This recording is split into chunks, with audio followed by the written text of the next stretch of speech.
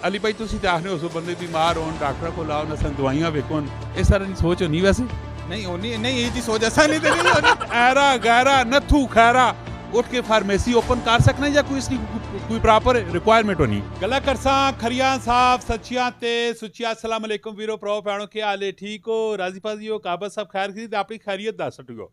वो पंजाबी ने विच आखन कल्ले ने इशारे कल्ले नहीं मां ही समझनी है ते डॉक्टर ना लिखिया फार्मेसी वाला समझ सकना है और किसी का समझ भी नहीं आना है माशाल्लाह जी टैक्सला अपने शहर में खलोता पिया बड़ी बेहतरीन किस्म की फार्मेसी है जरा इन्हें लाने दिलचस्प किस्म की गपशप हो पूरी वीडियो वेखनी कमेंट में राय भी देनी है और उस तो बाद इस वीडियो शेयर भी करना है जी अस्सलाम वालेकुम वालेकुम अस्सलाम वीर ना की वे मेरा नाम है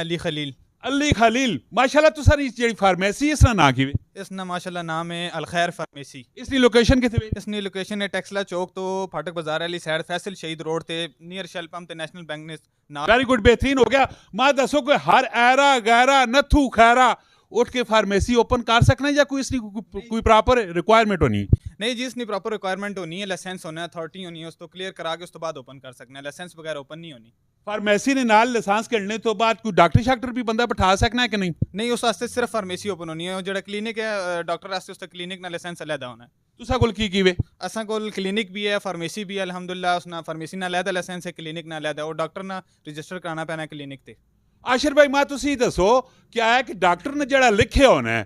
वो बाज़ दफ़ा गलत भी होया है तुसा गलत मेडिसिन चाह दी क्या उनको इस तरह ना सीन होया नहीं नहीं ऐसा नहीं जेड़े इत्थे जातो को सारे फुल ट्रेंड होन ते कदे भी इंज नहीं होया कि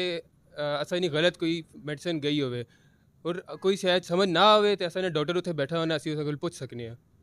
वैसे कोई ऐसा चांस बाय द वे देखो इंसान है खता ना पुतला वे गलती भी हो सकनी है कदे वैसे कोई ऐसी गलती हुई कदी हुई तो नहीं लेकिन शादर नादर कदी इंसान को होई नहीं इंसान है इंसान है खता ना पुतला हाँ वैसे बहुत कट किधरे नहीं किसी लड़के को गलती या मिस्टेक हो लेकिन हो नहीं डॉक्टर की राइटिंग ऐसी होनी है जड़ा हर बंदा ते पढ़ नहीं सकना लेकिन जेडे नवे बच्चे नास्ते मुश्किल होनी है थोड़ी जी अली भाई यार रेडी जड़ा मैं पहले साथ गल की उस गला में फॉलो कर गए और समझ गए कि देखो बाज़ दफ़ा नहीं समझ आनी पैनी होनी है खैर दूसरा अगली साइड टुरने आ कि आखिर की मेडिसन ने कोई डिस्काउंट शाउंट वाला भी मामला शामला होना है या कोई भी नहीं जो कुछ लिखा पे उसने मुताबिक चलना पैना होना है जी कमरान भाई होना है डिस्काउंट वाला डिस्काउंट हर फार्मेसी वाला अपने मुताबिक देना कहीं नहीं देने असी देने पे अल्हम्दुलिल्लाह 10 तो 10 तो 15% डिस्काउंट मेडिसिन दे लोगों देने पे बड़ा अच्छा साडा इत्थे जेड़ा ना रिस्पांस आना पे ते माशाल्लाह अल्हम्दुलिल्लाह बड़े अच्छे कस्टमर साडे तावन भी करने बड़ा बेहतरीन असी उन्हां नाल तावन करने पे वैसे अली भाई तुसी ते आखने हो बंदे बीमार होन डॉक्टर को लाओ नसन दवाइयां वेखोन इस तरह की सोच होनी वैसे नहीं होनी नहीं ये जी सोच ऐसा नहीं तो नहीं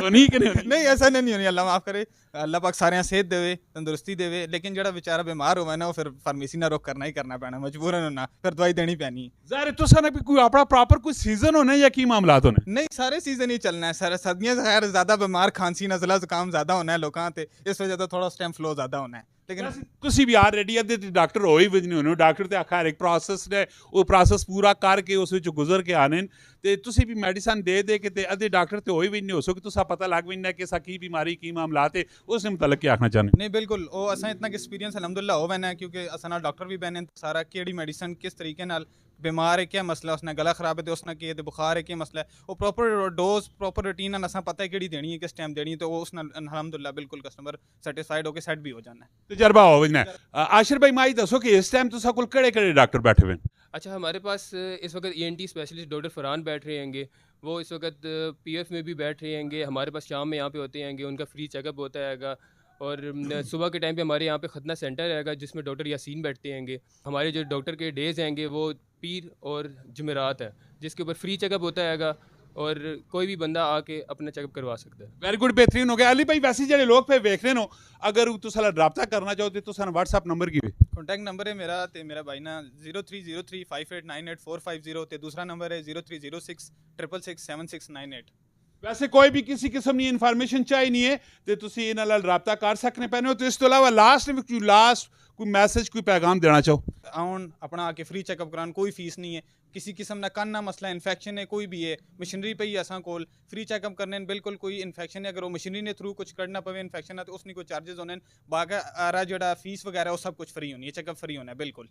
अगर तुसा कोई भी चेकअप कराना है तैयार रेडी तुसी इस फार्मेसी से रब्ता कर सकने हो ती फ्री तुसा सर्विसेज सारी दे सुन ते मेडिसन डेफिनेटली ते पैसे नहीं उसने ते पैसे किनसो उसने ते इंसान बिल्कुल वो डिस्काउंट नाल देसा स्पेशल डिस्काउंट पूरे टैक्स लाज कोई ना देना उसी इंशाल्लाह पूरे टैक्स च कोई डिस्काउंट ना पे देना उसी अली भाई आखने कि अल खैर फार्मेसी तुसी आओ असी तुसा डिस्काउंट देसा सारे ते पहले तो असी तुसा मतलब दुआ करने आ कि अल्लाह ताला तुसा सेहत अली लंबी जिंदगी अता करे। मिलने नेक्स्ट वीडियो अपना बहुत सारा ख्याल रखियो। फी अमानिल्लाह। पाकिस्तान जिंदाबाद।